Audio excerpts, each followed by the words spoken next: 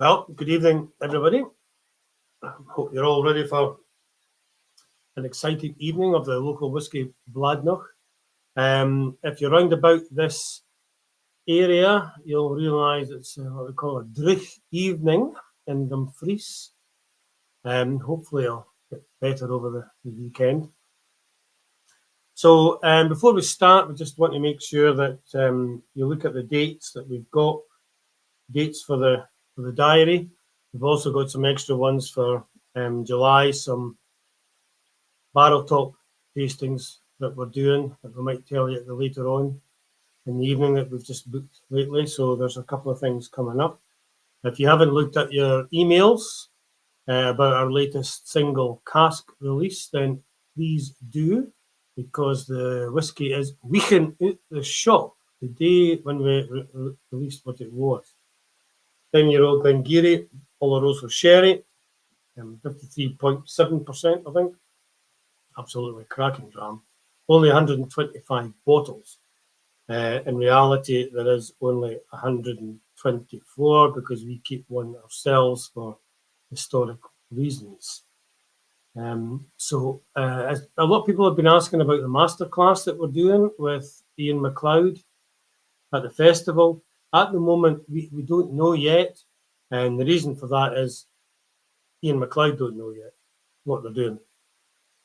So that'll be quite exciting, but it will be worthwhile keeping in touch. And as soon as we know what they're doing, what the price is, we'll send an email out to everybody.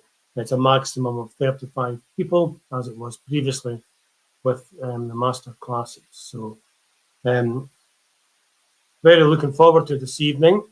Last week went very well. Unfortunately, Karen and I weren't there because of a death in the family. But the tasting went down very well. We did say we're going to match it with cheese. So if you went to the bother of matching it with the cheese, then enjoy it. But Mark's not here to talk about the cheese. He's here to talk about Bladnoch, the history of Bladnoch, and the particular whiskies. So, Mark, if you would like to pop on screen and join me. Good evening, sir. Good evening, Brian. Good evening, all. Yep. What's the weather like down in London? Oh, it's a little bit toasty, I'm not going to lie. I've got my trusty fan just behind me, which is sort of circulating just warm air, which is not ideal, but right. it's better than no air at all. Good. I'm managing. So the plan is we'll do the 5 whiskies, and you can talk about obviously the history of Bladnoch and how you joined the company, etc. And we'll join in at some point with you. But we've only 5 whiskies, so we reckon, I think, that this should finish about 9 o'clock ish. Okay. And then we'll have a raffle as we normally do at the end of the evening. So at this point, Mark, I'm going to go off screen and let you introduce yourself and the first whiskey, and then I will pop on after that one. So enjoy your evening with us. Perfect. Thank you very much, Brian. Well, good evening, everyone, and thank you for joining us here this evening. I know it's a little bit different, almost feels like we're going back to COVID times with doing things online when everyone was doing their pub quizzes during COVID time. What a time that was. Thank God we're over that, and most of the time we're able to do in-person tastings, but with me being based down in London, it's slightly more easier for me to just pop on for a little Zoom style tasting this evening. So as Brian said, I'm going to introduce myself and how I sort of joined Bladnoch Distillery, and it kind of started, well, my whiskey journey as such kind of started as a Scotsman, probably a few years before it legally should have. And that was because I saw my father going back and forth to his whiskey cabinet fairly frequently. There was 1 or 2 journeys made to that whiskey cabinet, and at one point I said to him, "Look, Dad, can I try one of your whiskies?" And he was a little bit hesitant about that at that point. He said, okay. And then he had like a light bulb moment where he just went, yes. And so he takes me over to his whiskey cabinet, and he gets a Glencairn out the cabinet, 2 Glencairns. He opens up this bottle, reaches at the back, gets this unopened bottle, takes the seal off, and he pours out two drams, has one for himself, one for me. Cheers, Mark. Here's to the first of many drams together. And as soon as I put the whiskey to my lips, I pretty much spit it out straight away. Just so happens that particular whiskey that he got from the back of the cabinet just so happens to be from an island on the west coast of Scotland. The distillery may or may not begin with the letter L, and I will let you do the rest in guessing which whiskey that was. Turns out my dad didn't even like peated whiskey. He got that from a friend who didn't know that he didn't not like peated whiskey. He normally liked the sort of sherry matured whiskies, a lot of them from Speyside, and that's what was in the rest of his whiskey cabinet. However, it put me off whiskey for long enough until I was actually legally allowed to drink whiskey. And by the time I was 18, that's when I realized, oh, yeah, a lot of those beautiful sherry matured, sweet, soft bourbon barrel matured whiskies that he had in his cabinet, yeah, they were right up my street, and I soon got a tasting for it. And then sort of like fast forward, I end up, I think it was about 2014, I ended up moving down to London for university. I just never really left, and I ended up getting a job at the Soho Whisky Club. And funny story, whilst I got the interview for the job, it was a guy called George who was the general manager at the time, and he asked me, the final question at the end of the interview was, what was your favorite whiskey? Now, I know you guys are probably going to call BS here, but no word of a lie, I did actually say Bladnoch, and that was George Mickey. He is the London brand ambassador for Macallan, so you can actually ask him yourself if you want to prove that I am not lying. So yes, it's an honour to obviously be working for my favourite distillery now. But yes, whilst I was at the Soho Whisky Club, the years went by, and I was like, why haven't it still not got a tasting from Bladnoch? So we got Bladnoch down, and it was the master distiller, Dr. Nick Savage, who did the tasting. And halfway through the tasting, we did a little bit of a disco break, like you do with many tastings. You can go to the toilet, get another beer from the bar, etc. And I said to Nick, look, it's great that you came down. We're really honoured to have the master distiller, which is fantastic. But why are you here? Why isn't like your brand ambassador here doing the tasting? And his response to that was, we don't have a brand ambassador. So I quickly responded with, well, do you want one? And I got an interview the next day. So that's kind of how I started at Bladnoch. I've been there just over a year and a half. I started just before Burns Night last year. So I've done 2 Burns years with Bladnoch, and my role as brand ambassador is going up and down the country, doing whiskey tastings, going into shops if they've got Bladnoch in, and sort of like doing barrel top tastings, letting people sample Bladnoch. And yeah, I go to whiskey festivals, not only just in the UK, but they've sent me to the Netherlands a couple of times. I've been to Switzerland. I've got a few other European trips planned this year to other whiskey festivals, which is really cool. And yeah, that's kind of how I got to where I am today. And I think you're probably wanting me to stop talking about myself now and start talking about what we're here to do, and that's drink some fantastic whiskey. Now, whether you've drank Bladnoch before or not, I hope you enjoy. And if you've got any questions, feel free to type away, and I'm sure Brian will come in and sort of like say them if I don't see them either. Now, the first whiskey that we've got on the menu tonight is the 13-year-old from Bladnoch. We're going in with an age statement to begin with. There's the lovely picture. I'm glad you've put that picture there, because I've got most of the bottles tonight, but with the 13-year-old, I've actually only got this little sample that I carry around when I'm going to sort of like pitch Bladnoch to new whiskey venues, etc. So with the other bottles, I do have the actual physical bottles to show you, but thankfully we've got this one here.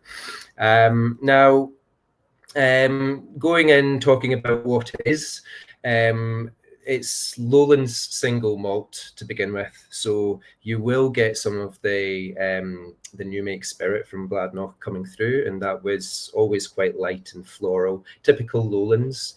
And with this one in particular, I'll maybe sort of, I know I can't get your automatic response because it's Zoom and I've got a screen in front of me, but I'll let you sort of like have a few sips. And as it's our first dram of the night, I'll get you to slánse.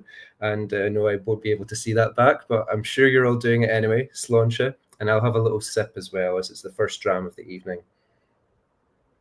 Oh, on the nose, getting a lot of that honey and citrus coming through.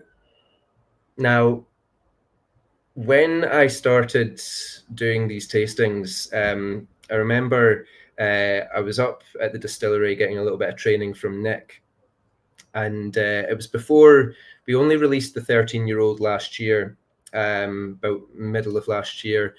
And before that, we kind of had the 11-year-old in its place, which was also bourbon maturation.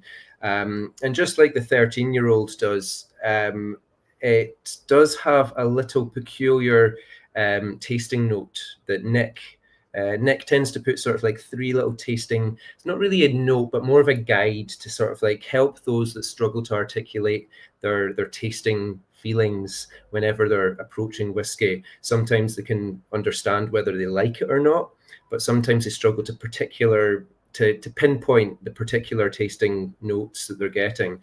And one which I'd kind of forgotten about this particular flavor because I hadn't had it in years, and it was a particular confectionery, and it was Parma violets, like these little purple lilac-y sweeties here, and you can kind of get them on the nose, you can kind of get it on the palate as well.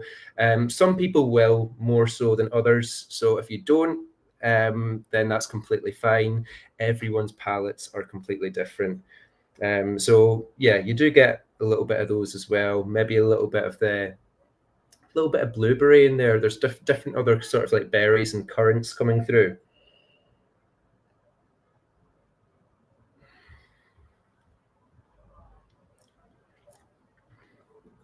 And you get a nice warm sort of like rich spiciness, kind of just going to the back of the tongue with a nice subtle dry note.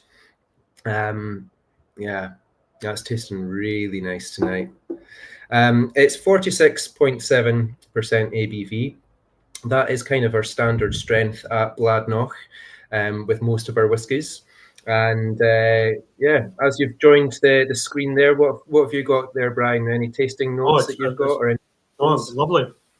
It's a bourbon bomber, I think it's.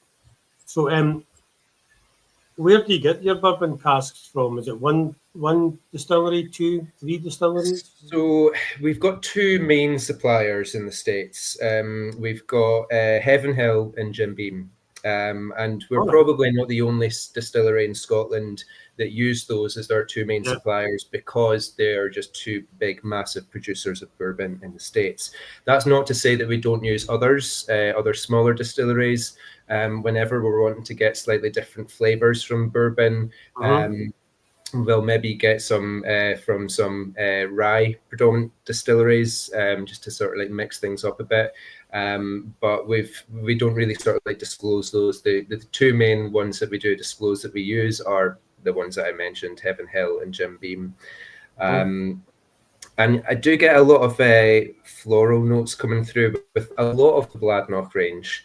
And just as a nice little segue, that sort of comes to the name Bladnoch. I'm not sure how many of you know Scots Gaelic, but Bladnoch is an old Scots Gaelic word meaning the place of the flowers.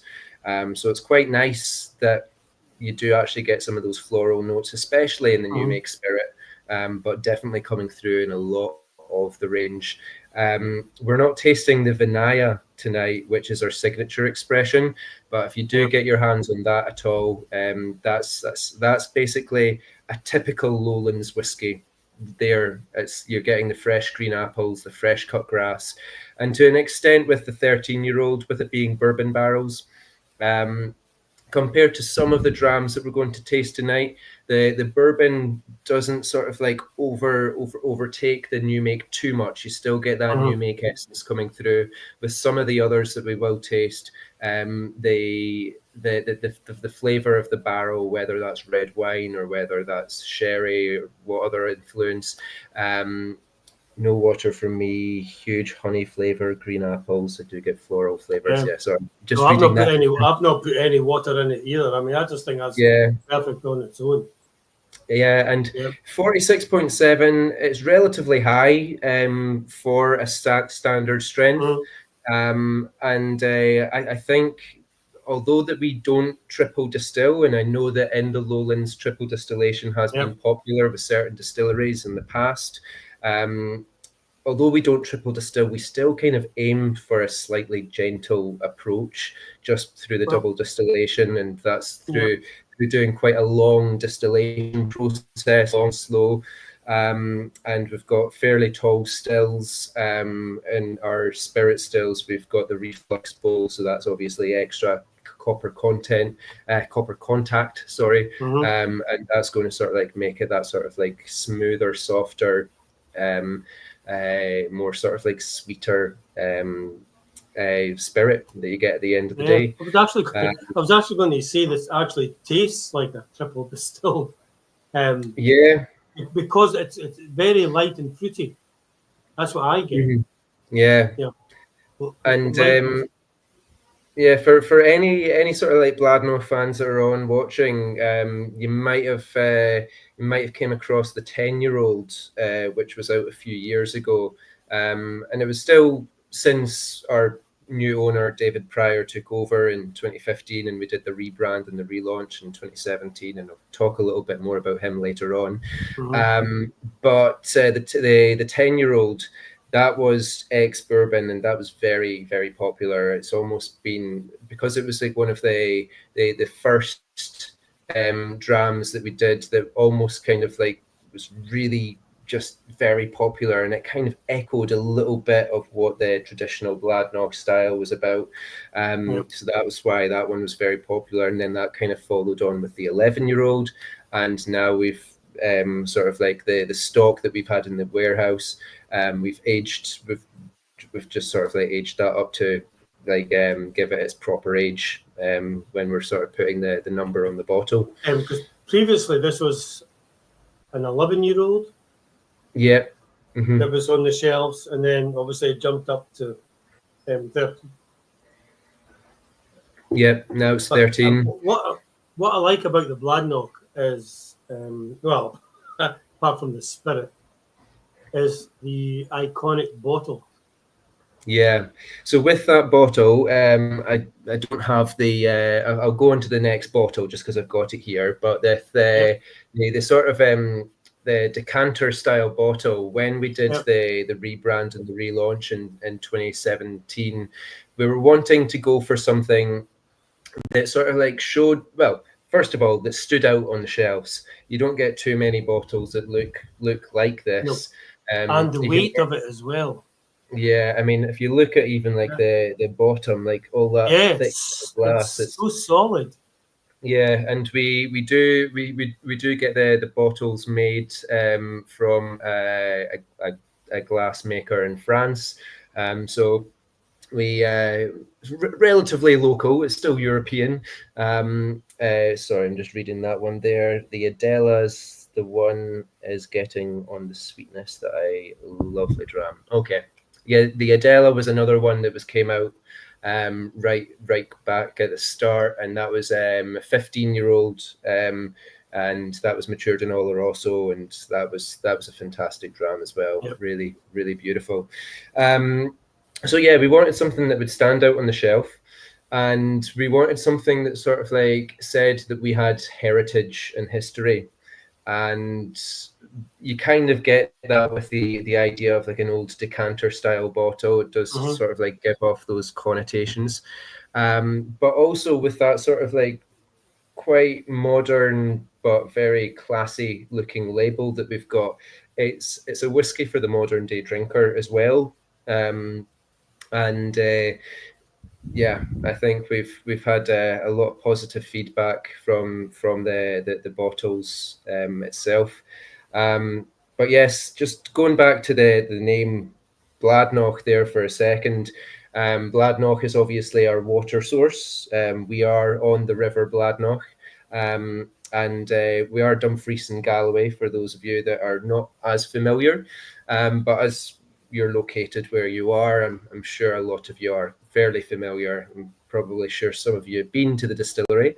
But we're located right next to the river. We've got a little bridge that goes over, and we're approximately about 10-minute drive away from the actual coast. So where the river is, where we're situated next to, we don't get the water from that part of the river because it's still tidal, sorry. And we do get the water from approximately about half an hour upstream, and there's a water source, Loch Maybury, the reservoir, and that reservoir, it's got a bit of a dam, and it's got at that dam you've got the river that comes down from it, and you've also got a secret little stream that comes down. We call that the Lade, and it runs parallel all the way from Loch Maybury, parallel all the way to the river until it gets to the distillery, where it gets cleaned and purified before we use it in the whiskey making process. If any of you have been to any of our events, whether that be Waterfall Day or more recently we had Wave Weekend just a few weekends back, even though it was a little bit of a washout the day that we hosted it this year, unfortunately, did probably keep some people inside. But we have that big marquee out in that sort of like grassy bit that's right next to the river, and just behind that we've got the Lade, and it's not too wide. If you did a run and jump, you could probably make it to the other side. It's less than 6 foot wide. Its width across, and yeah, so that's the water source there, and yeah, let's just go back to the dram. Sometimes when I have like the first few sips, and especially if it's like the first few sips of an evening, I haven't had any drams before this particular glass here. The first few tastes, like you're still wakening up your taste buds. They're still sort of like becoming alive, because essentially, not to put anyone off, but all alcohol, every whiskey is essentially a poison.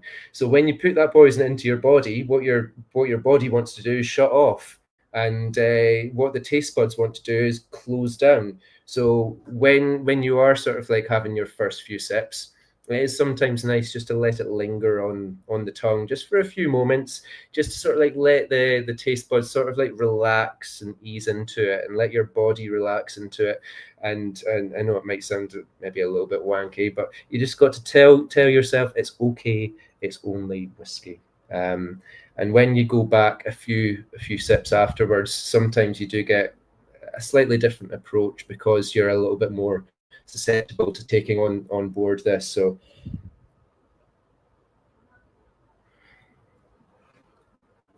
that's just really, really beautiful tonight. But yeah, any sort of like final questions before we maybe move on to the Samsara? No, I was just talking to Johnny and Callum there, and they were thinking that's an absolute cracking start to a tasting. Yeah. Of a 13-year-old bourbon that neither of us, the three of us, have not put any water in. No. We're just sipping at it neat. The question is why 46.7? Yep. So we wanted, and you will see throughout most of the range tonight that is our standard-ish strength. We wanted something that was a bit stronger than. So we first of all, we don't chill filter and we don't add in any color. So Yep. without chill filtering, you do get a little bit extra sort of like creamy texture, a little bit of that Yep. oily viscosity, I'm going especially to on the say it's side. more oily. Yep. Yep. Yeah. And we really like that effect. And chill filtration, it does have its place, don't get me wrong. Like say if we did have a whiskey that was down at 43%, we probably would chill filter it. Yeah, so we, with it being 46.7 as our standard strength, we kind of feel that we're aiming to be a whiskey for a lot of those whiskey connoisseurs. You get a lot of whiskey drinkers that sometimes they have like a whiskey that's down at 40% and they're like, yeah, I can have a few of these, it's dead easy to drink, but you don't really maybe get to sort of like know the whiskey all that well because the distillery has watered it all the way down to 40%. And which, you know what, like for some like newbies, some beginners to whiskey, that's a perfect whiskey to have. Or some people just like having it down at 40%. It's just dead easy to drink, and Yep. not everyone is a sort of cask strength drinker. And like I don't get me wrong, I do love a whiskey, a cask strength whiskey up in its maybe high 50s. I always taste it neat first to see what it tastes like, but then I will probably get my pipette, put a few drops of water in, and just see how it feels. Until it develops. Yeah, and it does open it up slightly, but down at 40%, we just feel like that would maybe just sort of like make it a little bit too easy. We want to give you a little bit more character, a little bit more flavor, and a little bit more energy. I think that's kind of what it does. The specifics of why not 46 and why not 47, when I asked Nick, our master distiller, that exact question right back when I started, he was like, we did sort of try them at both, and the 46.7 was just the kind of happy medium. And when they sort of like had their first few at 46.7, we kind of wanted to keep it mainly uniform. So for the rest of, yeah. So I mean, like, even like when you sort of like talking about uniform, when you have like a couple of the bottles on a shelf and they're sort of like next together, like right next to that, they do look quite uniform. They fit together quite well, and it's just like another sort of like echoing that sort of uniformity. We do have a few that sort of break the mold, which we'll talk about when we get onto them, and we've obviously got single casks in the range as well, and I think the highest single cask that I've tasted at Bladnoch has been about 58, 59. So yeah, when we do take the when we cut the whiskey from the still, it will be at about 63.9. No, sorry. Rewind back. It'll be about 69%. And then we water it down to 63.9 before we put it into the barrels. So I was just getting a little bit confused there. But yeah, so that's we water it down to 63.9 just because we feel at that point it reacts better with the wood, and we're going to get the most flavor out of the wood at that point. And yeah. So I think at that point, I've not actually poured my next dram, so I'm going to do that number two as we go. So this is the Samsara. Now, for those of you that are maybe not familiar with Bladnoch and maybe some of our non-aged statements, Samsara that name, you'll be thinking it doesn't sound very Scottish, and you'll be right in thinking that. So our new owner, David Pryor, he's an Australian. He's the first ever Australian to own a Scotch whisky distillery. And we obviously thank him for all he's done. He's brought a lot of investment to the distillery. We had 4 new stills when he started. We got 2 new warehouses. We've had a new visitor centre, new cafe, but most importantly, new expressions and new offerings. And the name, the Samsara, going back to David for a second, his father grew up in India, and he wanted to bring some of his family's heritage to some of the non-age statements. So there was a link. So there was like, we weren't just giving it a name just for the sake of giving it a name. And we could have went down the route of doing another sort of like Gaelic word for our non-age statements, like every other distillery in Scotland, or we could have went for something a little bit more unique. And having those links to David and his father Malcolm, who Malcolm grew up in India. So Samsara is an Indian Sanskrit word, and it means rebirth. So I will talk a little bit about the history of the distillery as we go along. We have had 1 or 2 owners of the distillery in the past. So it almost feels like every time we get a new owner, it's like the rebirth of a distillery. So that's kind of like the link to that name there. Again, this is 46.7. This one is matured in a mixture of Californian red wine and ex-bourbon barrels. And with the wine barrels that we use from California, it's predominantly Cabernet Sauvignon and Zinfandel. We predominantly get them from the Napa Valley area, but that's not all of them. So we don't sort of specify Napa Valley, but we do get a lot of them from that area in California. And with this one, this was the first of the new Bladnochs that I ever tasted.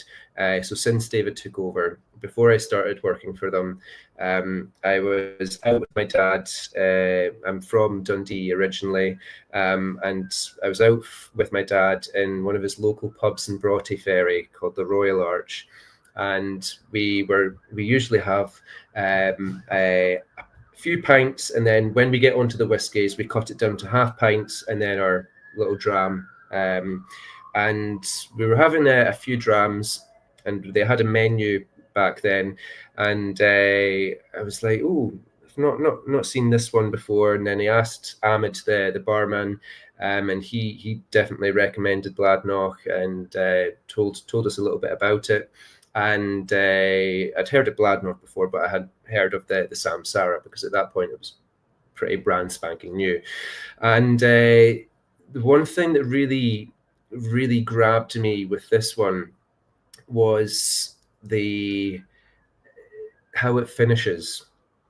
It's got that nice dryness just at the back of the tongue, and it really kind of leaves, for a non-age statement, most of the non-age statements are roughly between 4 and 8 years old. So it's not overly old whiskey, but for a non-age statement, it's got longevity. It lingers, and I thought that dryness just at the back of the tongue, that red wine influence. I hadn't tasted too many whiskies that tasted like the Samsara at that point, so that really sort of like grabbed me at that point, and it really got me wanting to find out and delve into more of the whiskey, the whiskey region, the whiskey distillery. I'm just reading that there. Nice hint of red wine, subtle enough not to overpower. Yes, some red wine maturation expressions it can be quite hard to get the balance right. And I think what we've done here with having that blend of bourbon and red wine, and it's approximately about 70% bourbon to 30% red wine when it comes to that barrel breakdown. It really sort of like makes it quite subtle. So you do get some of those creamy vanilla fudge notes. You get that influence of bourbon. That's those vanillas that you would typically get from the bourbon. The creaminess. It kind of almost evolves into slightly chocolatey, maybe sort of like white chocolate notes in there, and then that sort of like dry. You do get a little bit of a tannic finish, but that tannic finish, I like that. Some people don't, and you know what? With red wine expressions, I do completely understand that some people love red wine maturation casks with whiskey. Some people, it's just not for them. It's a little bit like peat. It's a bit Marmite. And with this one, I've smelled it a few times, but I've not actually got around to tasting it yet. I'm looking forward to it because it's maybe been about a week since I've tasted it. And for a brand ambassador, that's quite a long time. For a normal human being, that's probably quite a short period of time. But here we go.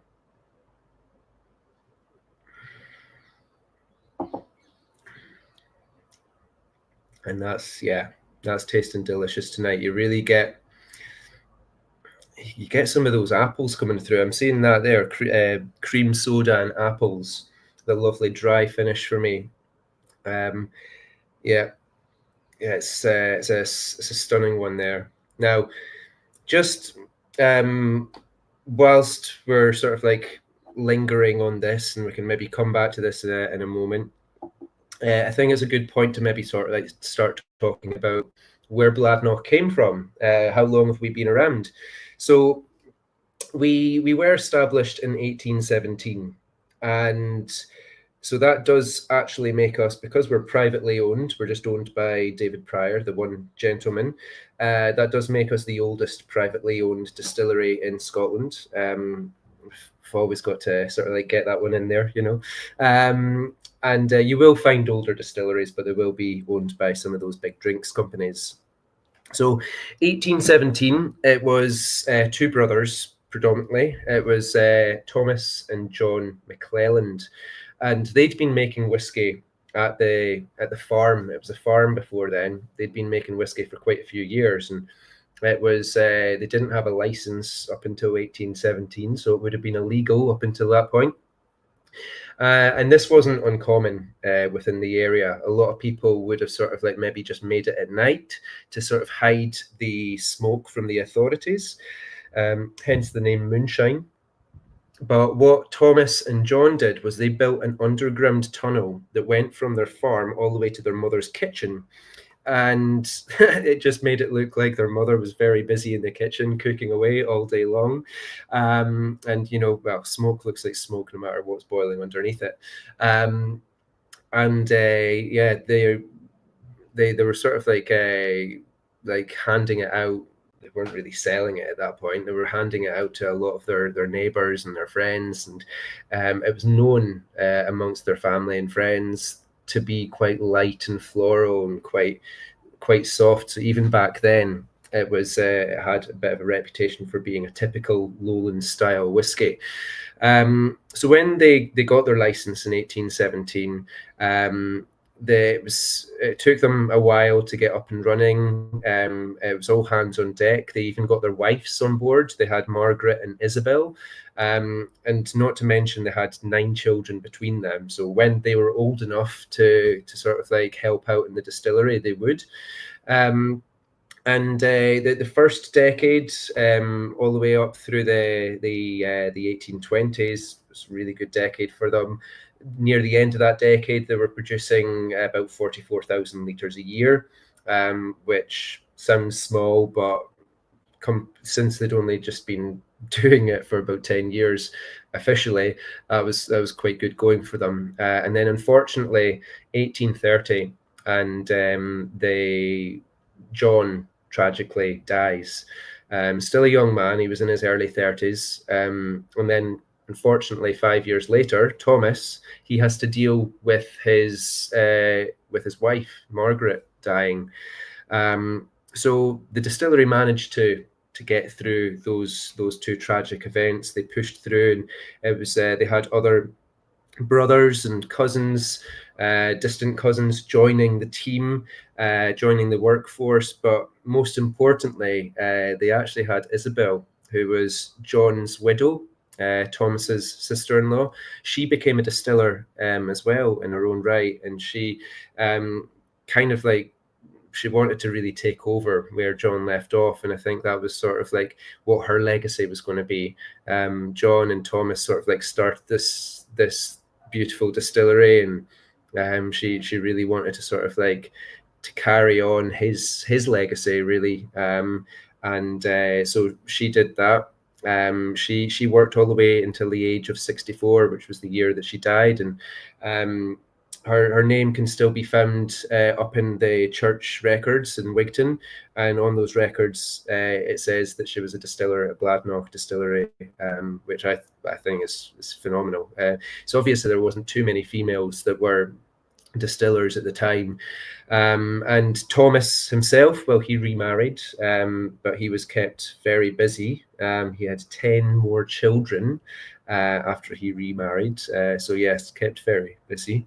And during the 1800s, Bladnoch, at their peak, they were producing about 230,000 litres a year, and at that point, that was more than any other distillery in Scotland.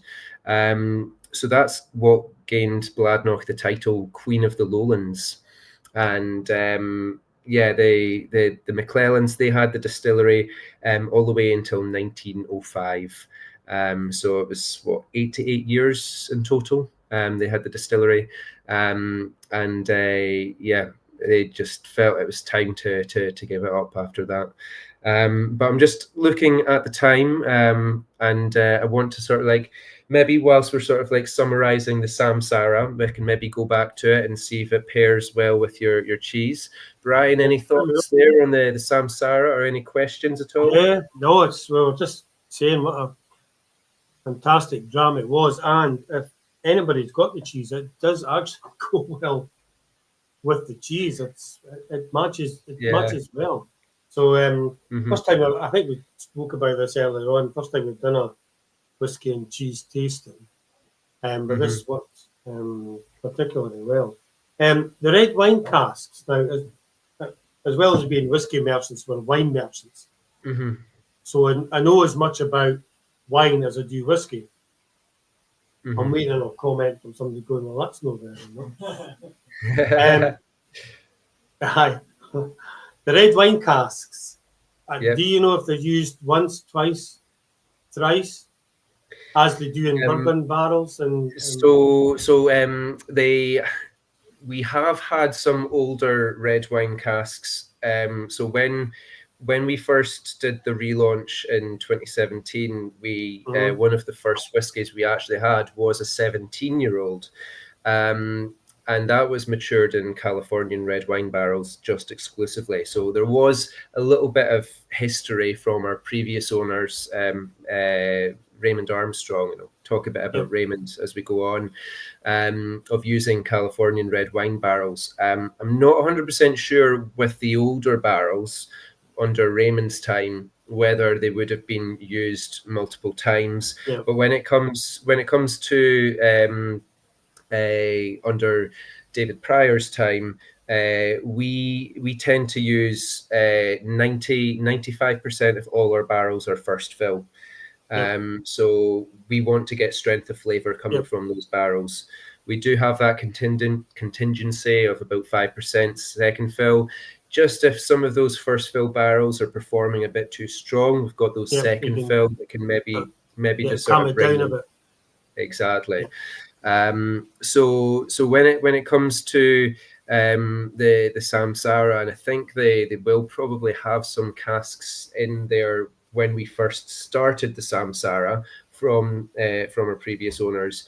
I can't 100% tell you whether they were used more than once, but I do know that for under our own time period with David Pryor, it's just used once, and then we pass them on. Yeah, I think the Samsara is tasting really, really gorgeous tonight. I just think it's very well balanced. It's got a lovely colour to it as well. But Yeah. that sort of red hue to it. Mhm. It's just, yep, lovely. Yeah.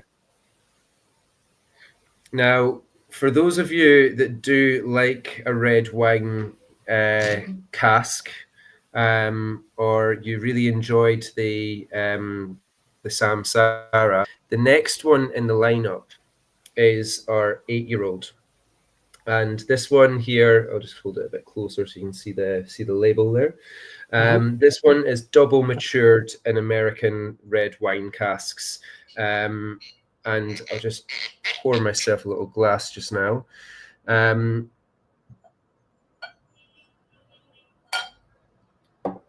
So 8 years old, it is again 46.7. This is the first age statement that we've released from David Pryor's tenure from start to finish. So the whiskey would have went into the barrels what 8 years ago, and it's when we released the 17-year-old, the one that I just mentioned that was matured in Californian red wine barrels, Nick was saying that was almost like the inspiration for the new 8-year-old. The 17 went down fantastically well. Since releasing the Samsara, we've had very positive feedback from the Samsara.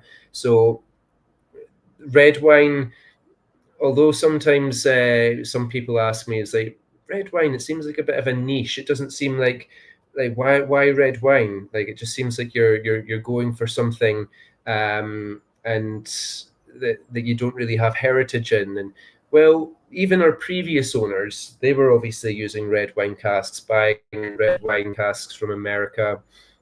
And so I think even like you might have asked that question to our previous owners, but because we've got a little bit of heritage, even though it was just within the past 20 years, still recent history, we do have a little bit of heritage and history of using red wine. So I think it kind of made sense that the 17 was so popular. Let's go down that route. And we also, yes, we've got the Vinaya. That's typical lowlands. It's matured in sherry and bourbon. You're going to get the light floral notes, the grassiness. The 13, yes, that's just bourbon. You still get those floral light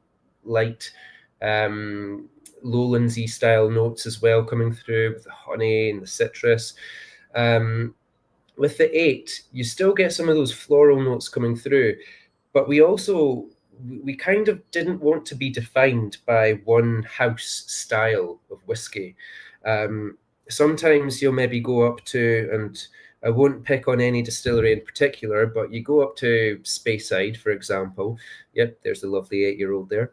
You go up to Speyside and you'll get some distilleries that they're 10-year-old, they're 12-year-old, they're 15, they're 18, and they're 21-year-old, and whatever else they've got, it's all Oloroso sherry. And it basically just depends on which one can you afford, or like which one do you want to really go for that night. But it's all going to be much of a muchness. So when you look at our aged statements, there are 8. We've got double matured in red wine casks. The 13 that we've tried tonight, that's matured in bourbon. The 16 is Oloroso sherry. The 19 is PX. And the 30 is a mixture of Oloroso and Muscatel sherry. The 8-year-old's favourite so far. Big shout out to my son Ross, who is here with us. Welcome, Ross. Hope you're enjoying it here tonight as well. Yeah, so as I say, we're not defined by one house style, but I think you can still get some of those sort of like Bladnoch traits coming through. You definitely get the floral notes.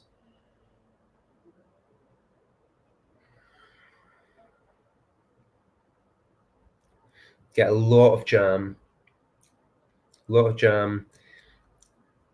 And then you do get a bit of minty notes. Yeah, somebody's just said mint. Yeah, get some mint. when it comes to those three tasting notes that Nick puts on the side of the bottle, he does mention you get a bit of pine cone, you get strawberry jam. What was the other one that he wrote? I need to remind myself.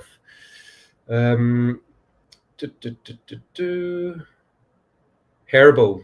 So you do get some of that herbal influence as well. And I'm getting more minty notes tonight, but sometimes you taste a whiskey so many times and you get something different every time. Strawberries and the woody edge to it, you definitely get that sort of no dry finish compared to the Samsara. I do think it does have a little bit of a dry finish to it. I think you can taste the oak. And it does, again, this one really sort of like kind of stays with you again. And I think that's something that you can sort of like see as we go through the range. It's something that comes up again and again, is that it does stick around, especially at the back of the tongue. You do get quite a lot of the dry, the dry effect just at the back of the tongue with a subtle bit of tannicness. But I think this one here is when we did release this one, I remember Nick saying, yes, obviously we wanted to take inspiration from the 17 and the Samsara, but if you like the Samsara, it's a little bit like the Samsara, but on steroids. I'm not sure if that was the technical term that he wanted to put forward, but I guess if he said it, I'm allowed to say it, so why not? Are wine casks considerably cheaper for the distillery to buy than bourbon and sherry? So we do have a contract with a good few wine producers in California. I know that we've managed to get a deal with them over the years, and the price has slightly come down. They are somewhat expensive. I'm not sure how.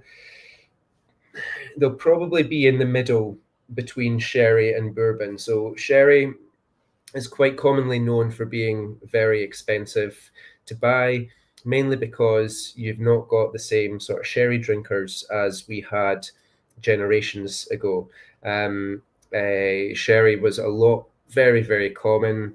It kind of seemed like it was maybe my grand's generation. She always had a sherry while she was making our Sunday roast on a Sunday night. And my mum every so often has a sherry. But it does seem to be the sherry drinkers.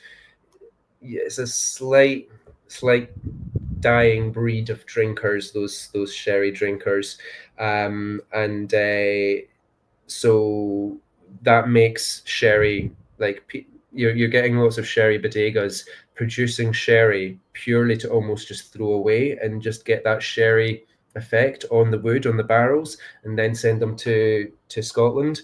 We do obviously buy in our barrels from Jerez in the south of Spain, which is the sherry triangle.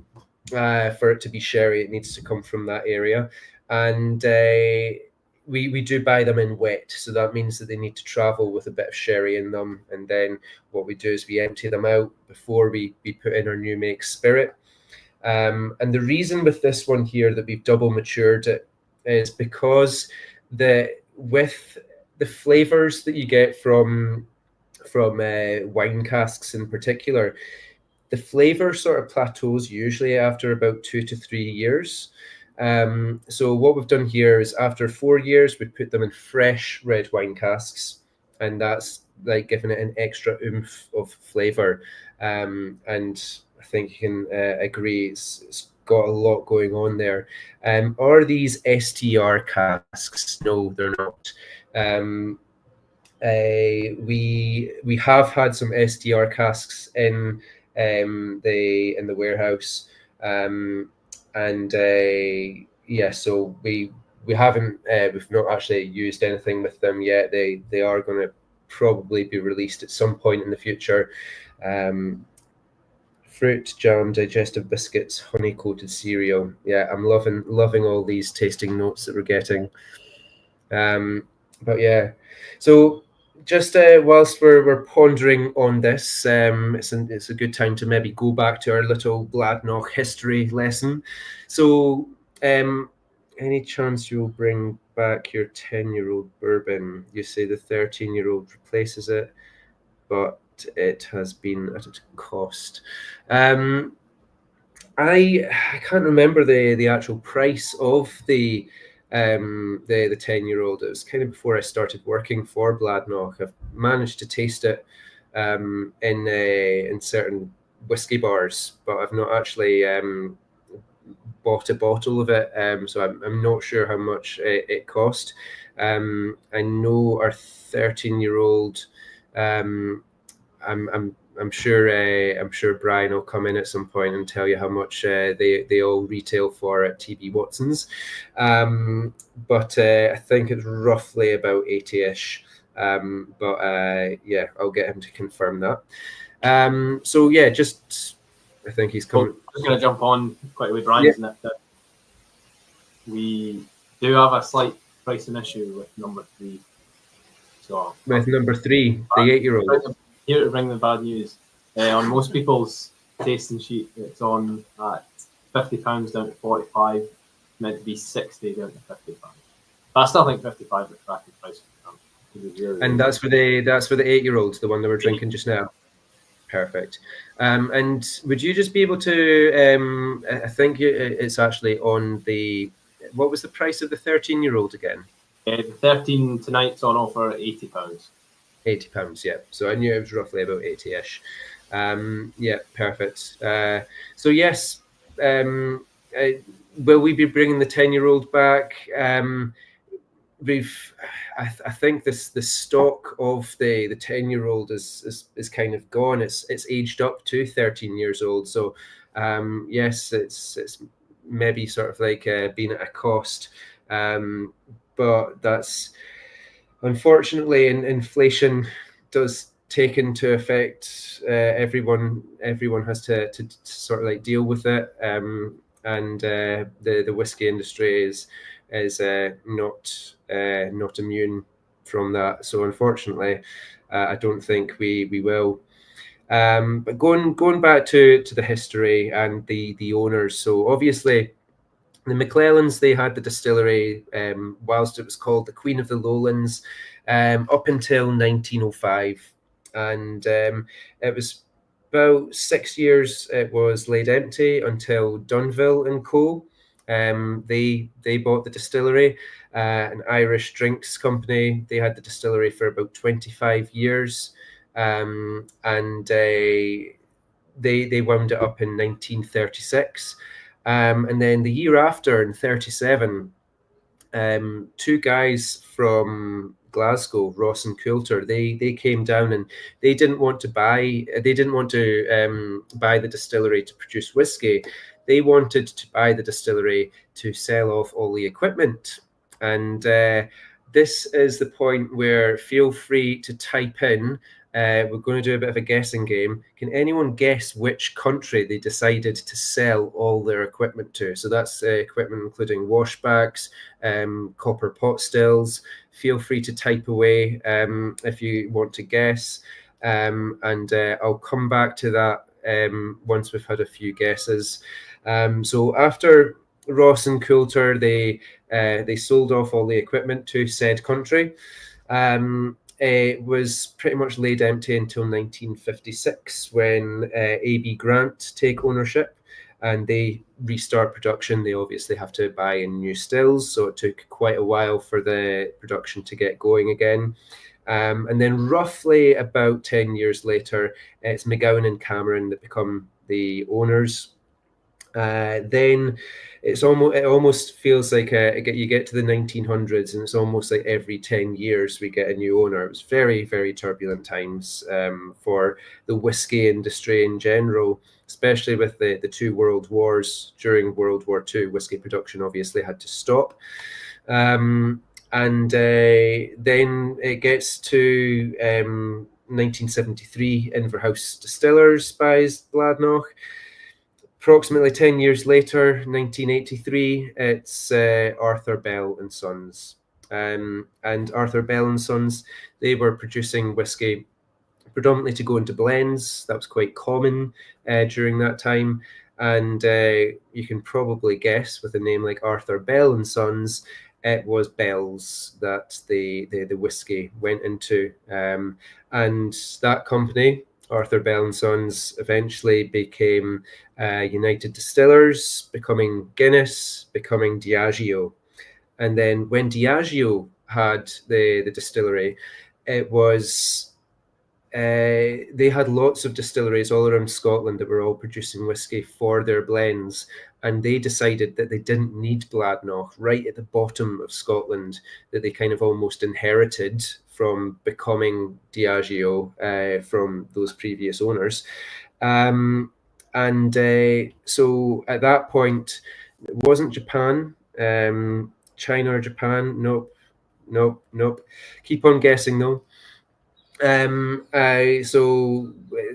Diageo did decide to mothball us, and that was about 1993.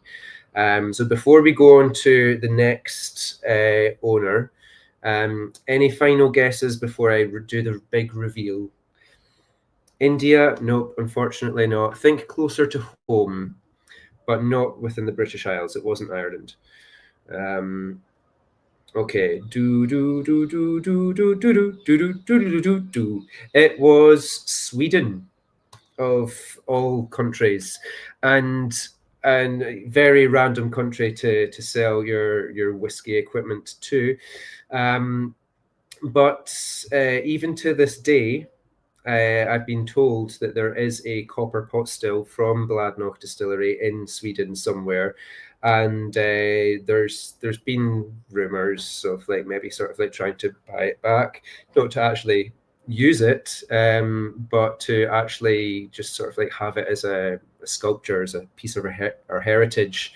You might have seen, going to visit some other distilleries, that I think Aaron do it. You've got Glenfarclas certainly do it as you're driving up their driveway. They've got an old copper pot still, just as a sculpture, as a feature to sort of like mark their heritage. So I think, I'm not sure whether it's going to happen, but it would be quite nice if they did.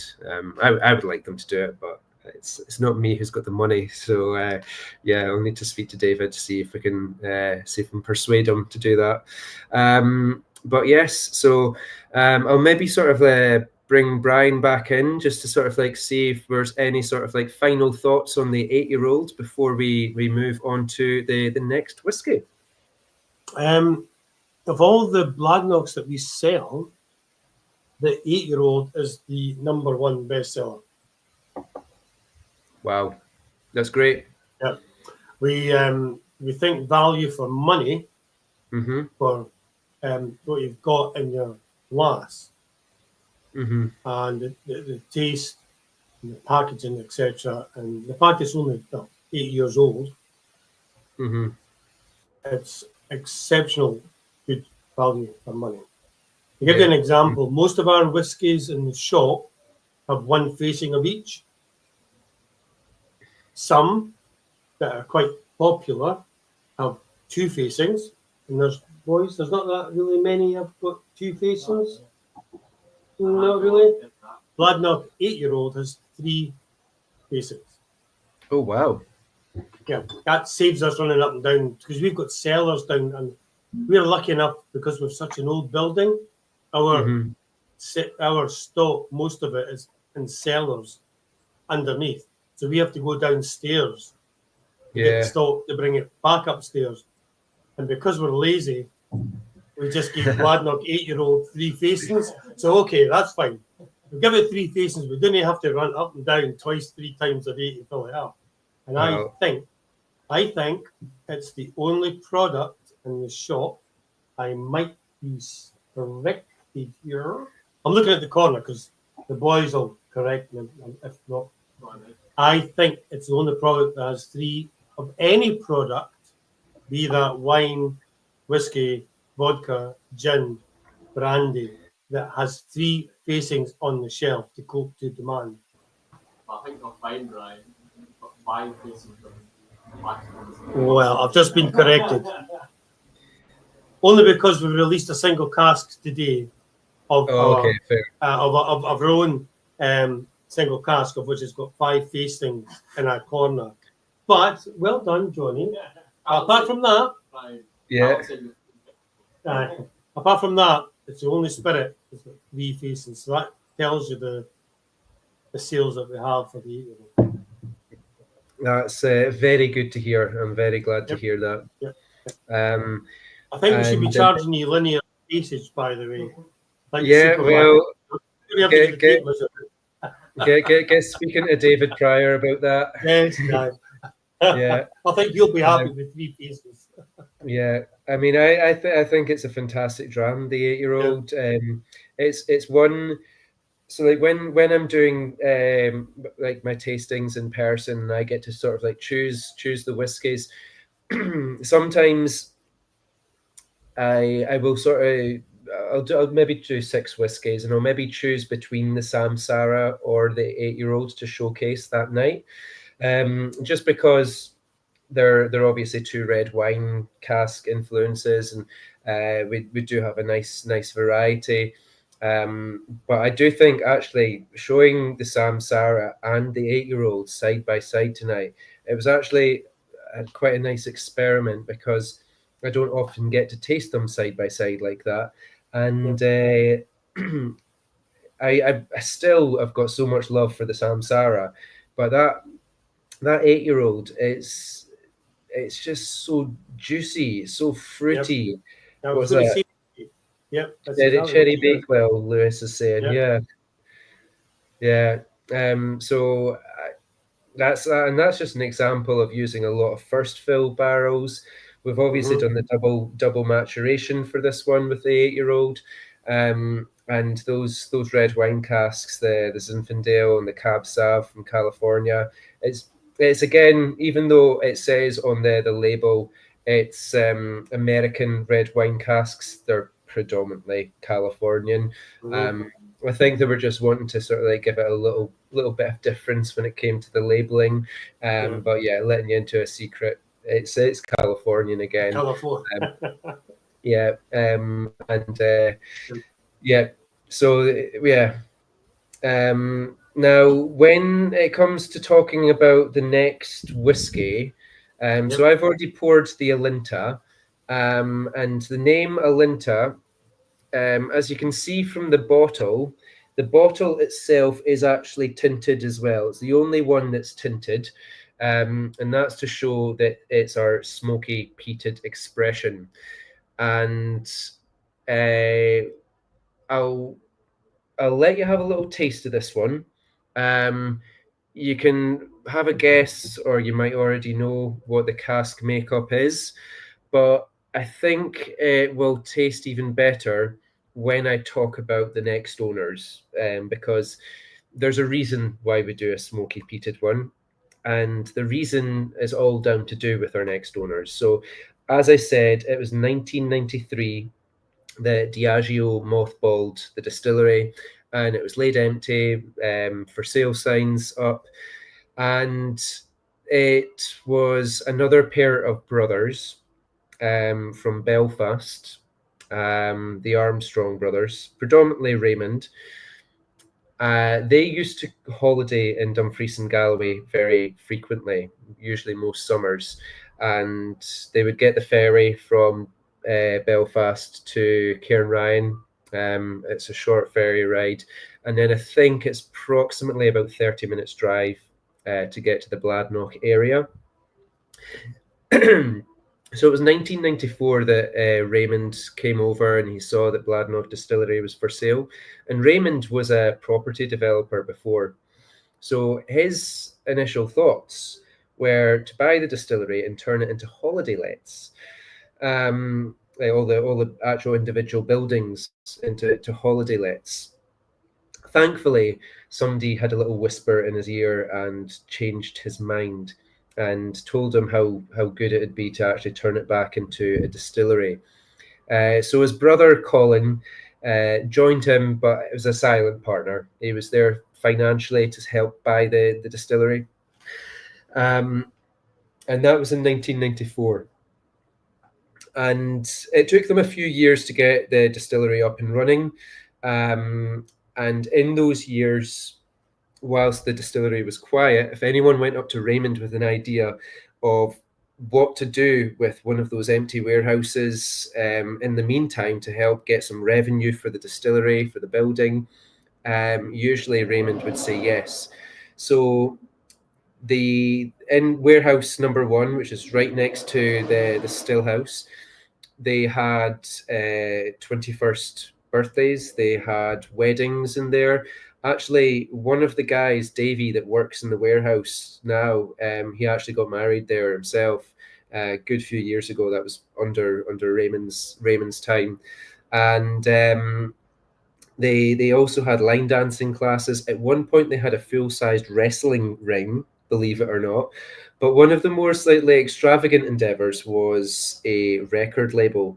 The record label was called Distilled Records, and they recorded musical concerts that happened in Warehouse 1, but they also recorded local musical talents. So any sort of like young musicians, musical talents that wanted to maybe go and make a name for themselves, they would go to Raymond. He would give them like a tape or a record, send them up to Glasgow or Edinburgh, or maybe down to Manchester or London, with something to go to these music producers and hopefully like maybe help get them signed or what have you. So he was a man of the people, Raymond. And I think one thing that one of the reasons behind that was he knew that he was an outsider. He knew that he was from Belfast, Northern Irish, and he wanted to sort of like be accepted into this Dumfries and Galloway community. And although there's lots of Northern Irish in Dumfries and Galloway, he wanted to sort of like really make sure that like what he was doing at Bladnoch, he was accepted. He was almost like one of the people. And so bringing people into the distillery is exactly how he did that. And yeah, I think it was a great idea.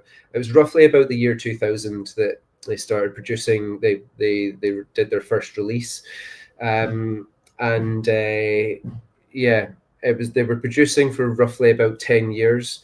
And in that time, we get to the year 2009. It was always known that that Raymond loved a sherry matured whiskey, but those who really knew him very well knew that he loved a peated whiskey. So much so that in 2009, Raymond only decided to produce peated spirit for that whole year, which is something which is quite unusual or quite bold for a Lowlands distillery to do.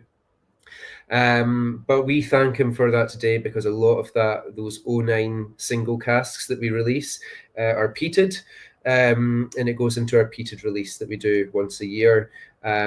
Last year we had I think it was a bourbon, a sherry, and a rum single cask that went as part of our peated collection. This year we did a Hungarian cask, and they were all very gorgeous. Really Raymond really saved the interest in Bladnoch, and his forum and forum bottlings are legendary. Great man. Yeah. So another thing that he did as well was the Bladnoch Forum, which is essentially basically becoming an independent bottler with the Bladnoch name. I remember seeing one from Colila, and so they'd buy in barrels, they'd bottle them at Bladnoch, mentioning that it was a Colila, originally distilled at Colila, and then bottled at Bladnoch, and that was essentially his forum. Not just Colila, but many other distilleries as well. And one of the reasons that he actually found the need in having to do this was because the previous owners were Diageo, and they did something which was a bit cheeky. They put a clause in the contract that anyone who was to distill at Bladnoch distillery after Diageo. There was going to be a limit on how much they could produce, and that limit was 250,000 a year. Now that sounds like fantastic news if you're back in the 1800s and the most we were producing was 230,000 litres a year, but these days we're producing a lot more. And the style of the bottles, the bottle shape was quite style bottle. Labels, you quite often see some farmyard animals. I think they had some cows on some bottles, some sheep. I mean, I know that we're rural. It says rural more than farmyard animals. And then obviously I had some with the Bladnoch building with its pagoda chimney on top there as well. So should ever change the style of your bottle? We're definitely a counter style bottle. A little bit of an evolution. Like you can see from the Samsara, we went for like a bit of a black background. I think the evolution you might start seeing or might be giving away some trade secrets, but with the 8-year-old with the white ale, it was mainly one of the reasons we decided to do this because the 8 stands out a lot more than I've actually got. Let's just take, for example, this. I've got an example of 16-year-old. So like when like this is on the back bar or like on a whiskey shelf, you've got like the 8-year-old and the 16 together, and the lighting might not be great here. If I do it like that, I think the 8 is out a little bit better than the 16 in the red background. So I think that's kind of maybe going, and that's how the evolution will come. Yes, going back to Raymond Armstrong. What a guy. He decided to only make peated expressions in 2009. You're a bit blurry at the minute. Internet issues, perhaps. Still, do you want to come on, Brian, just to see if we're still blurry? Yeah, still a bit blurry and sort of stopping every 10, 20 seconds for 1 or 2 minutes. Oh, so sorry about that. I don't know if your connection or not. Yeah. Let me just see. It does say that I've got decent connection. Am I okay that's now? London, mate. That's London. Hey, mate. Hey. If you're in the rurals, a decent connection is look at me. Yeah.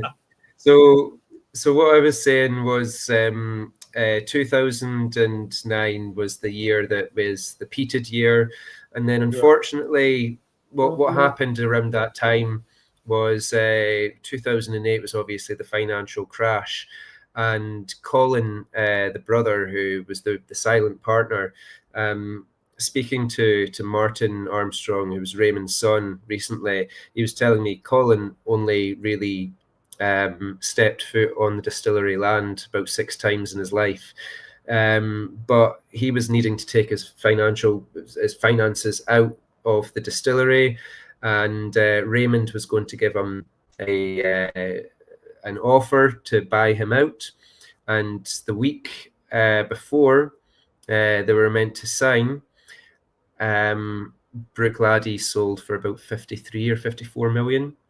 And Colin went like, yeah, right, I can get a lot more than what you're offering me. So that was the straw that broke the camel's back. That was what made them have the motivation.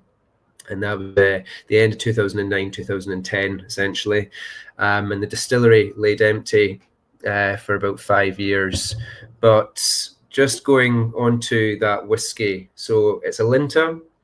The name Alinta is an Australian Aboriginal word that means fire and flames. This one is matured in PX in bourbon, And I do think this is it's a lowlands approach to peat. It's not like one of those Islay whiskies. It's going to like sort of like whack you in the face with peat. This one, it's more like caressing your cheek with peat. It's a lot more gentle, and with using two sort of sweet styles of barrels, you've got the PX and the bourbon. It really sort of softens off the edges. When I've been going to whiskey shows or festivals, you'll maybe get the people that only like the peated ones. I give them this. You'll maybe get the people that only like the sweet ones. I've got a few sweet ones to give them. Then the peated guy will turn around to his mates and say, actually, wait a second. I think, friends, you will actually like this one. They taste it and they're like, you know what? That's actually a really, really good dram. So it is converting a lot of non-peated whiskies, this one. You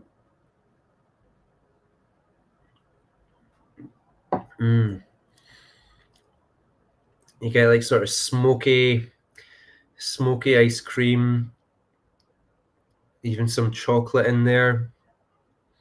It's got that sort of like, you even pick up on some of the savory notes as well, like maybe even some of the sort of like smoky barbecue flavors that you'd get. Oh, it's tasting really beautiful tonight.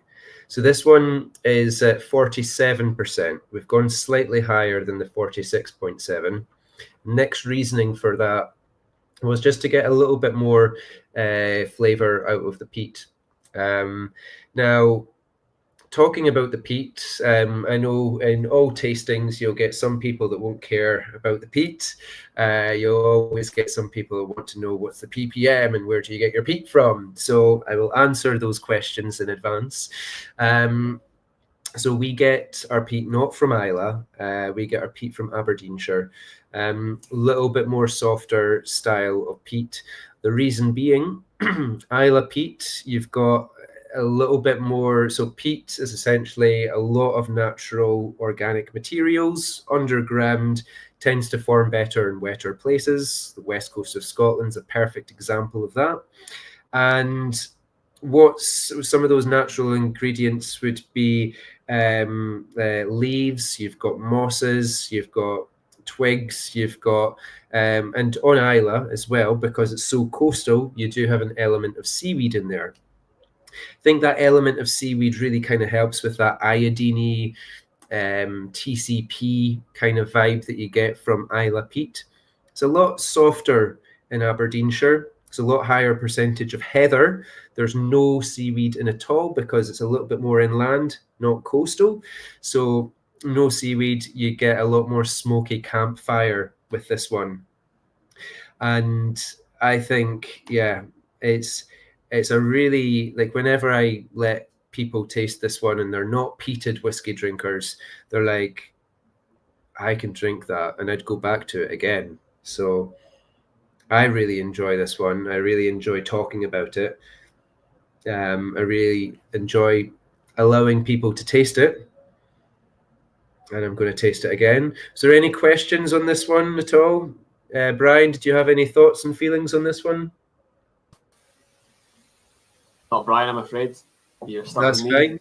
No worries. How's it going? I really like the Yolanta.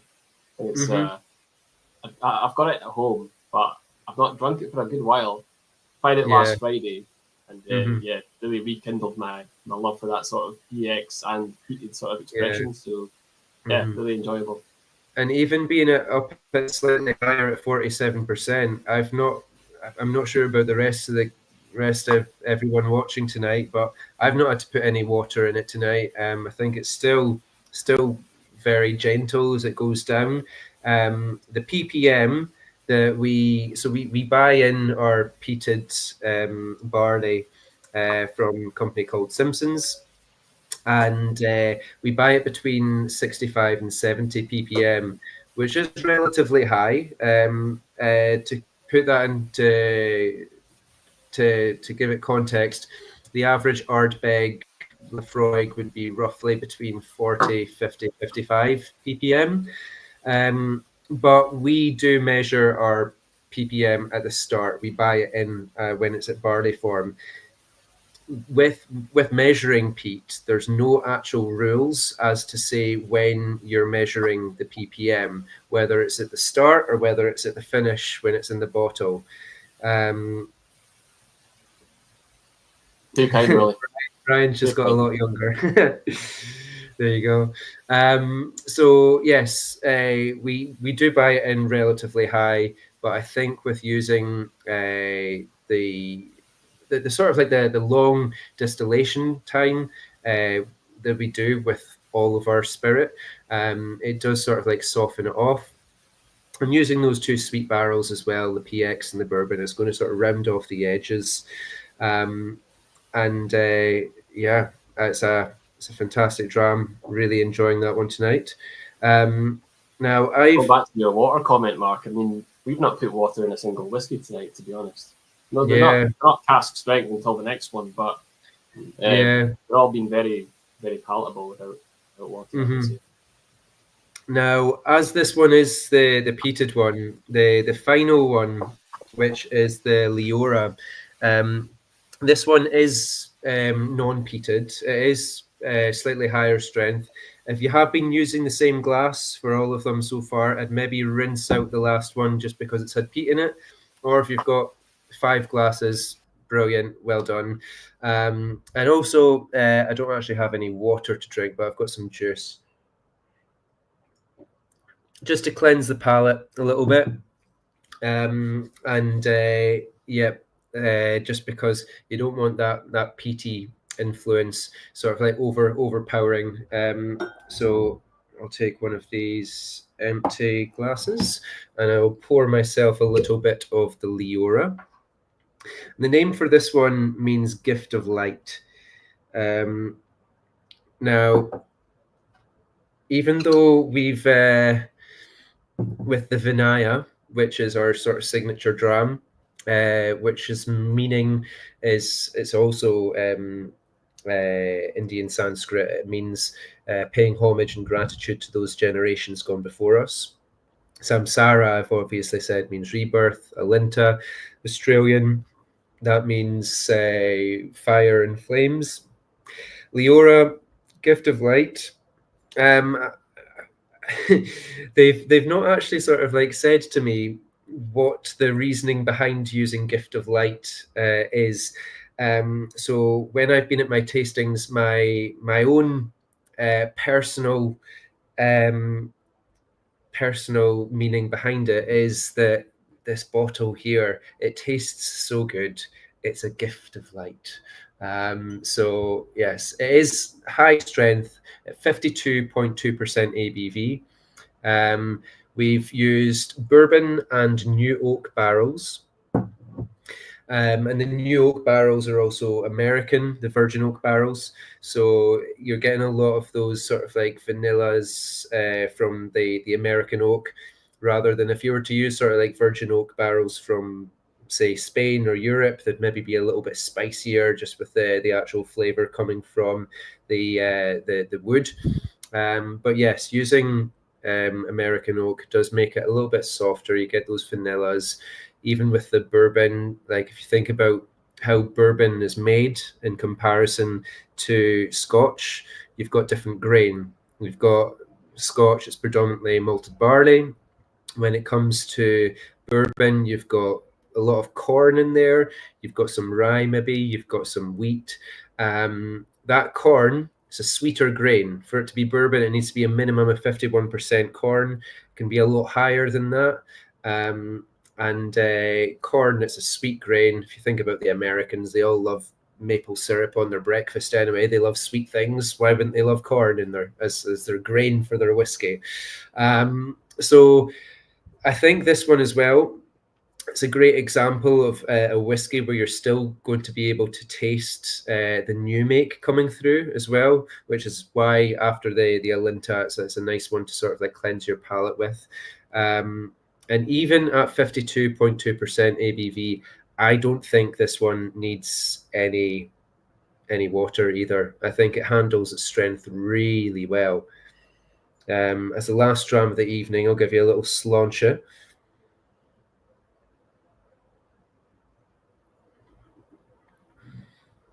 Getting a lot of toasted caramel with this one. Lots of confectionery, vanillas, barley. Yeah, seeing candy sweets. Lots of confectionery.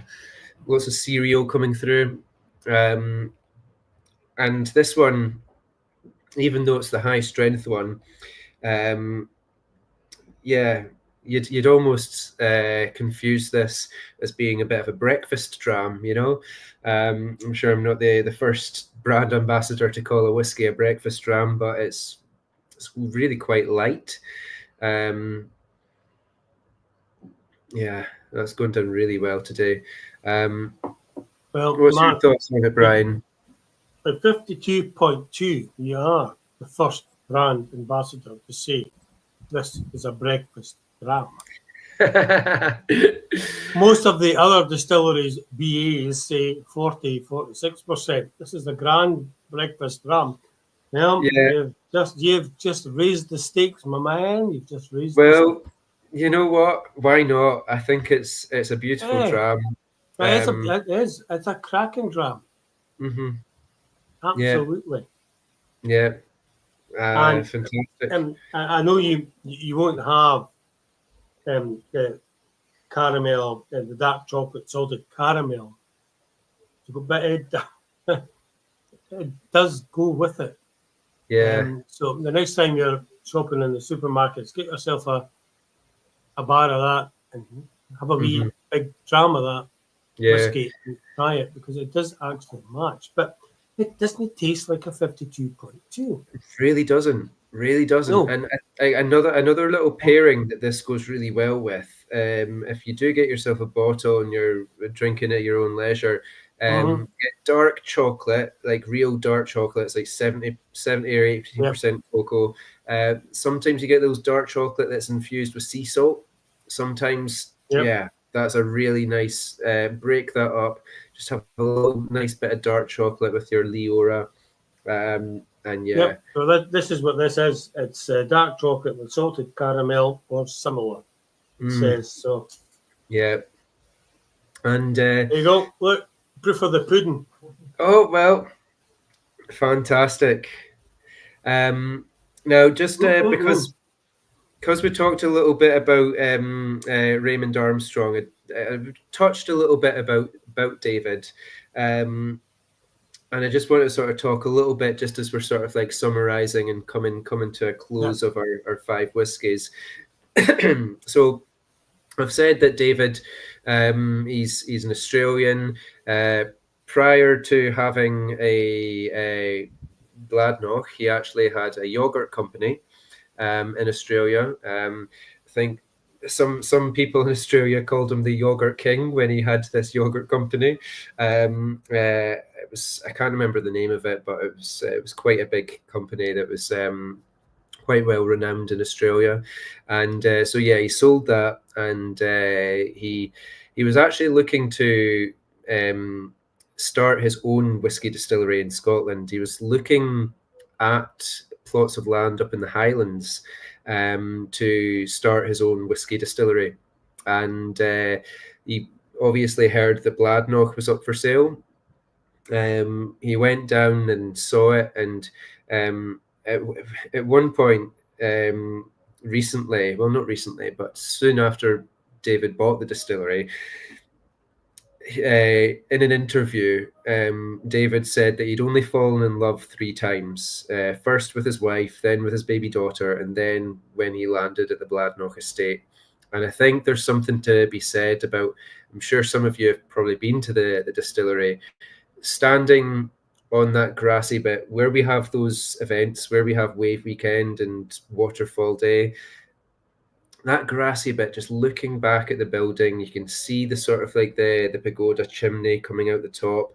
You're looking at the Bladnoch River coming down. You see the bridge going over the river, and then you can see going underneath the bridge, the water continuing down its journey out to the coast, out to the Irish Sea.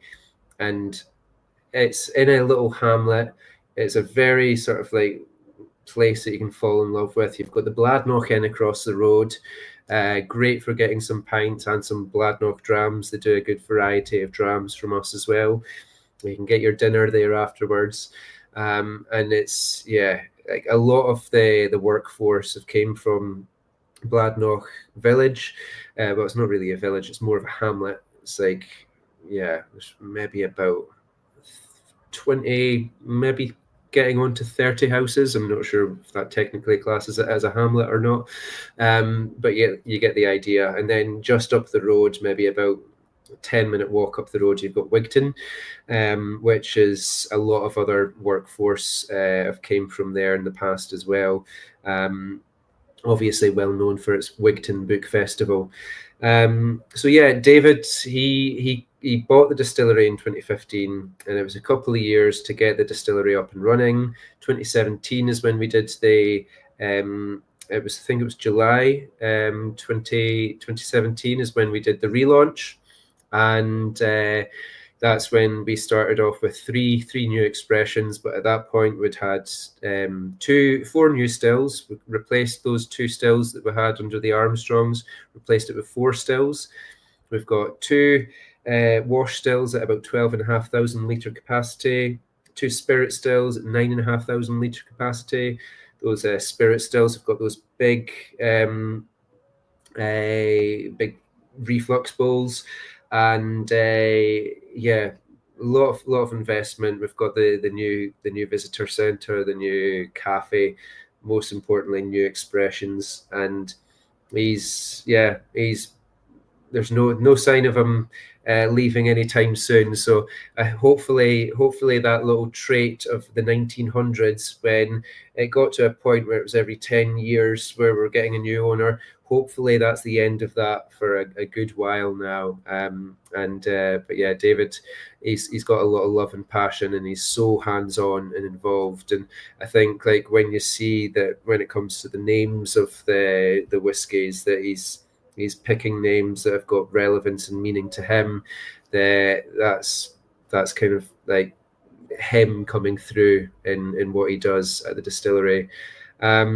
But yeah, so yeah, just to sort of like summarize, well, if there's any sort of final questions at all, usually I will sort of like go through a little bit of a summary of all 5 whiskies that we've tasted this evening, and then if after I've done that, maybe people want to just type in what their favorites was of the evening, just as a nice sort of like just to see. It's just quite nice to sort of like see what people's favorites were.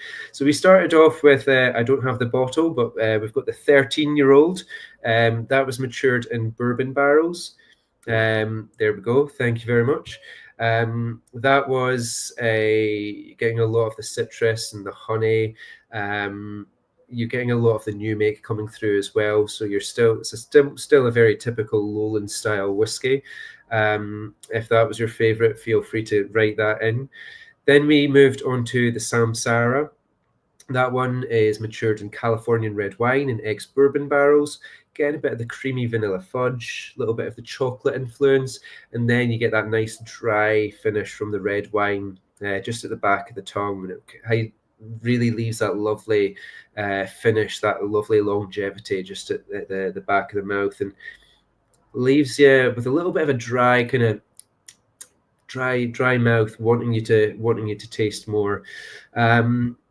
But yeah, that's definitely up there as one of my favorites. Then we moved on to what Brian has said has been T.B. Watson's one of their best sellers at the moment, the 8-year-old double matured in American red wine casks, predominantly from California. Same kind of barrels we've used from the Californian barrels from Samsara, mixture of Cabernet Sauvignon and Zinfandel. And if that one was anyone's favorites, please give a wee shout out to that on the message. And then we moved on to our peated expression, the Alinta. Obviously, that kind of the reason for that was because of our history with Raymond Armstrong. He decided in 2009 just to make peated spirit for the whole year. We now make peated spirit just for 4 weeks of the year. It's usually October that we do our peated run, and that will always go into the Alinta. We've got the Alinta Reserve as well, and then usually to make up our peated collection, we've got 3 single casks from 2009. So that one, the Alinta, is matured in PX and bourbon. You're getting sort of like smoky ice cream. I almost sum up this one as like a smoky creme brulee. Really beautiful, really nice, and it's a really good gateway into peat. And then we moved on to the final dram, which was the Leora, means gift of light, and it's matured in bourbon and new oak at 52.2%. Certainly doesn't feel like it. I've not added any water into any of my whiskies tonight, including the Leora. I think it handles the strength very well. Again, this one, it's one where you get some of that new make coming through. You get some of the DNA of what Bladnoch is about. And yeah, so I hope you've enjoyed all the lineup.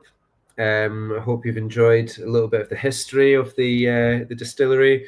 It seems like number 4, the Alinta, has been a lot of people's favourites. A lot of people loving a little bit of peat tonight, a little bit of smokiness.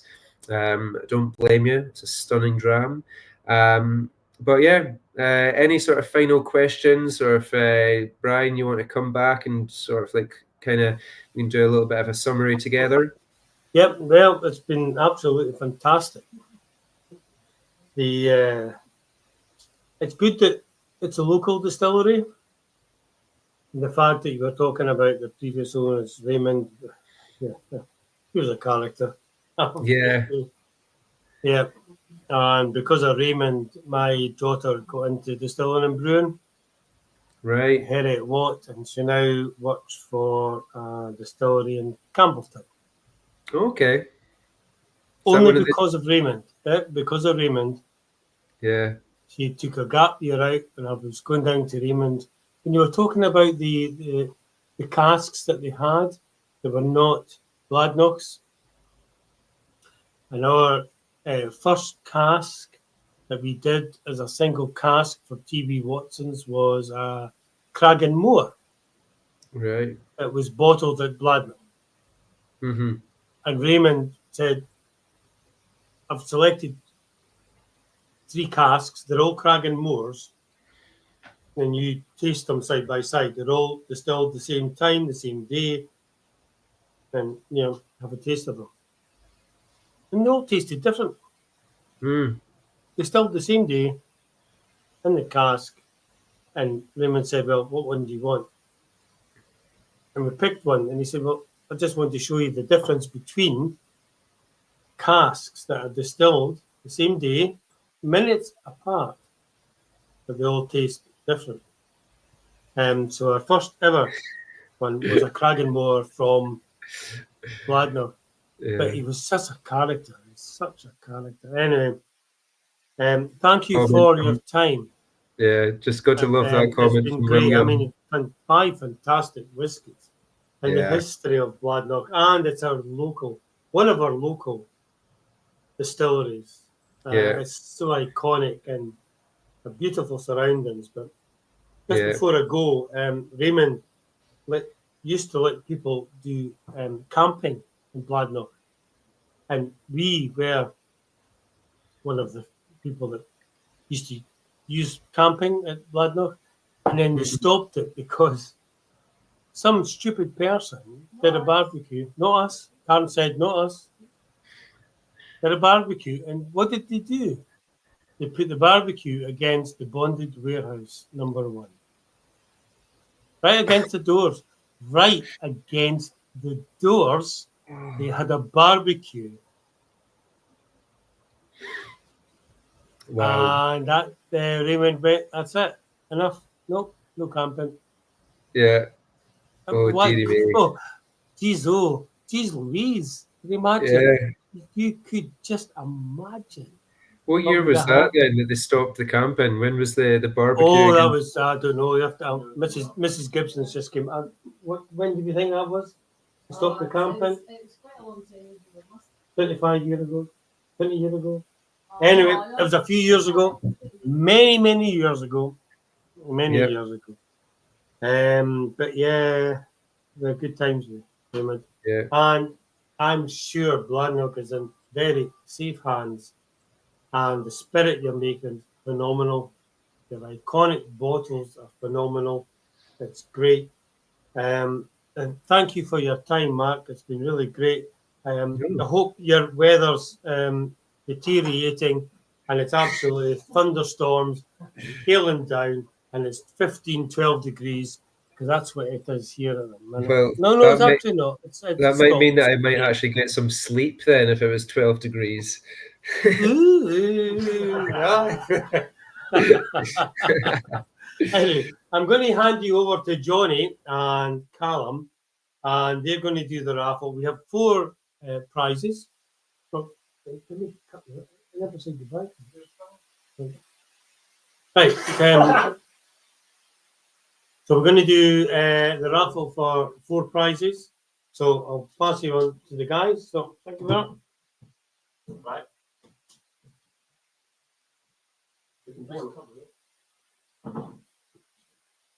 We'll just say thank you to Mark again because he was really good tonight. Yeah, you never run out of words to say tonight at all, and just kept going on and on. And I try not to. I think sometimes people do actually have to tell me to shut up every now and again because I go off on tangents and then I think of something else to say and then I actually forget my original point and then I'm like, where was I again? I was actually talking about sherry and then can't get any worse than Brian, so don't worry. Well, Brian was starting to waffle at the end there, so we had to cut him off there. So right, anyways, thanks very much, Mark. And thanks very much for having us. And great feedback tonight. So I really appreciate that. And good luck with the raffle. And enjoy the rest of the tasting. Well, the raffle part, Cheers, guys. Cheers, Mark. Appreciate it. Thank you. Take care. All right, folks. Raffle time. How are we doing this? I'll ask Johnny to pick the first number. If it's wrong, it's on you. 716. 716. That's prize number 1. We have 4 to give tonight. No looking. No looking. 753. 753. Next one. Give it a shot. That's time to Johnny. Pick.